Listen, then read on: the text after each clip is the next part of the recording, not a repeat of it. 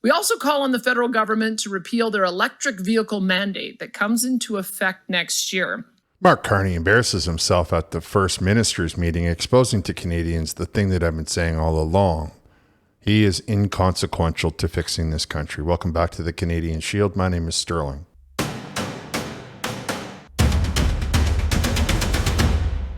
Premier Doug Ford, he hosted the premiers of Canada and First Nations leaders in Muskoka a couple days back, which for those of you that are not aware, in Ontario, Muskoka is known as cottage country, especially Southern Ontario. This meeting, however, didn't include the federal government, which threatened the Liberal Party, which threatened Mark Carney, which laid bare his insecurities. Now, instead of maintaining his dignity and his poise and his grace, he decided to show up and just hang out in a building at the backyard. Kind of like if I was throwing a party that this person wasn't invited to, and they just said to themselves, well, I'll wait in the garage. And then when the party's over, you can come into the garage and we'll have a fireside chat. Lack of dignity inside of Mark Carney is very apparent when we see maneuvers like this.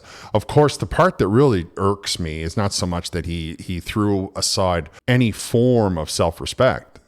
It's that he's trying to get into this meeting or put his toe in this meeting. All of these leaders and political members are working, right? Mark Carney took the summer off.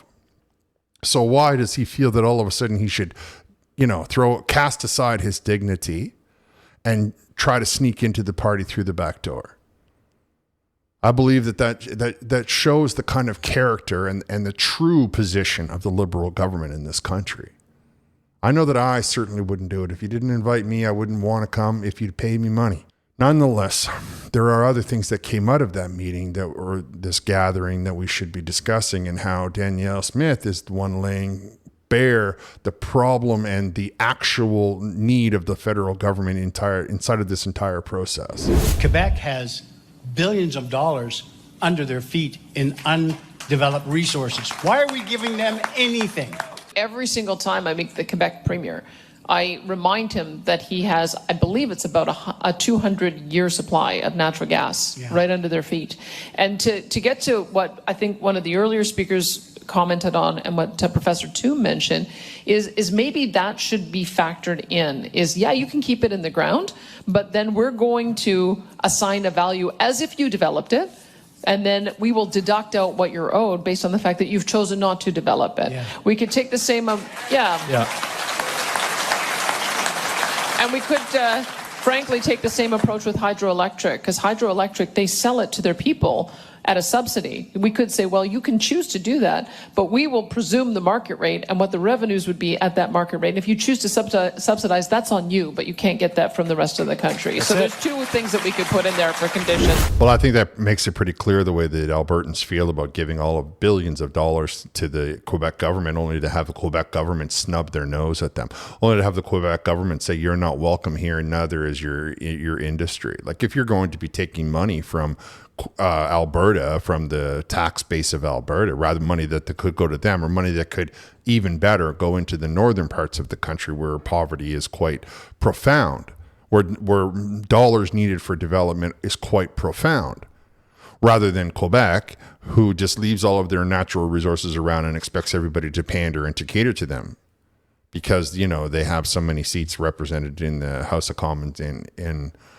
Canada, or in Ottawa, where everybody then tells themselves that if they don't pander to the Quebec voting base, then all of a sudden they're not going to get any more votes.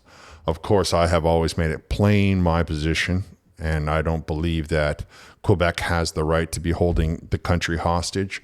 I don't believe that Quebec should be telling themselves that they are not going to be using their own resources, telling Alberta that they're not having anything to do with their resources, but oh my, are they cashing those checks at lightning speed. They have no ethical problem taking the money that Alberta has earned from the oil. They simply want to make you believe that they're not going to allow any more development for it. And Danielle Smith in Alberta and many other premiers across the nation are saying that we need to take a look at these equalization payments, because this money could be better spent in places that actually need it. Quebec is just simply sitting on their haunches, pointing their finger, but having no problem at all taking all of the resources, all the cash that's derived from those resources, while they leave their own resources undeveloped and untouched. And I don't believe that it's an unreasonable position. I think that Danielle Smith and that individual who asked her the question make it pretty straightforward and pretty obvious. Quebec has to start to contribute to the problem, contribute to the process, contribute to the situation. And then we can start to live a better standard of living in this country. Can you imagine how far $13 billion would go? So let's look at the overall situation here and how Quebec is pointing their finger in one hand and holding out the other hand for the payment. At the moment, the main industries that we have tariffs on are the auto sector, steel, aluminum, and forestry. And so I would say that we're impacted the most by the forestry tariffs, and we're supportive of New Brunswick and British Columbia's call to have a separate table where we can try to come to a national agreement specifically on softwood lumber tariffs.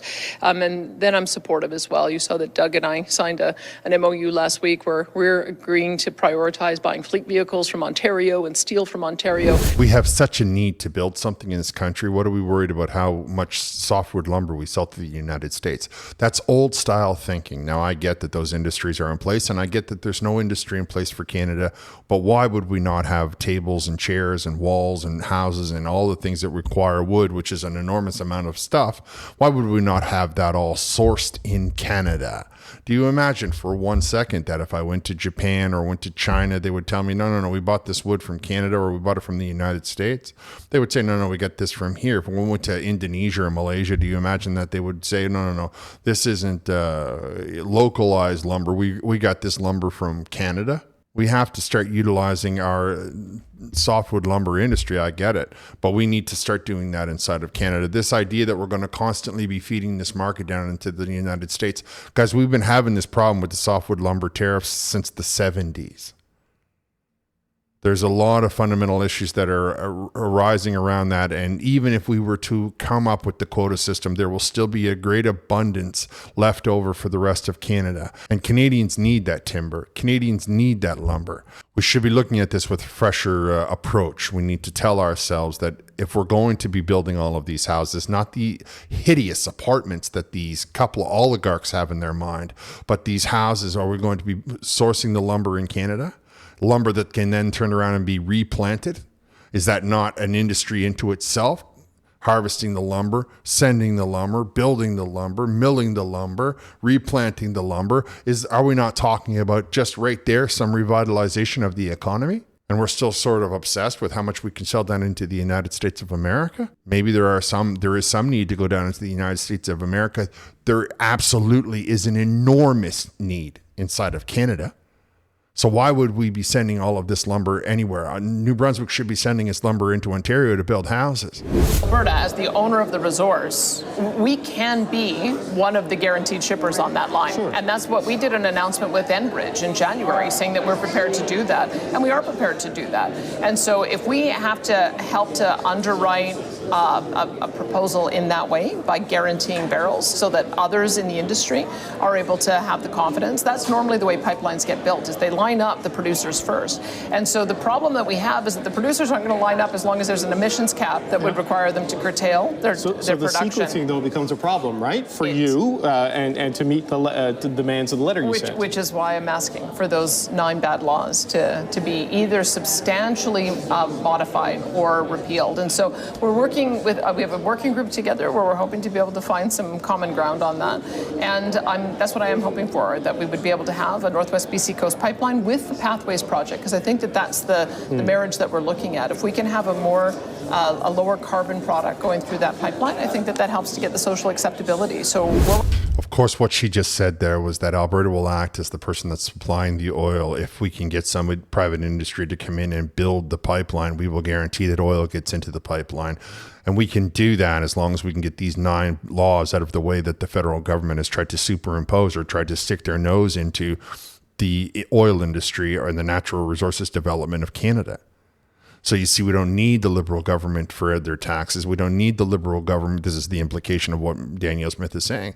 We don't need the federal government's taxes. We don't need the federal government to do anything except repeal these laws and get out of the way, which is why Mark Carney was showing up in the back, sitting in Buddy's cottage, because he knows that, and he is desperate to be included. He needs to try and, because he's on the far left, control is at the center of everything that he thinks and does. But we need free industry in this country. We need free industry so that Canadians can have a good standard of living. Not one or two people, not one or two industries. Everybody, everywhere. Vital that the federal government gets fully on board with creating the conditions necessary to strengthen Canada's economy and competitiveness, improve investor confidence, and grow productivity.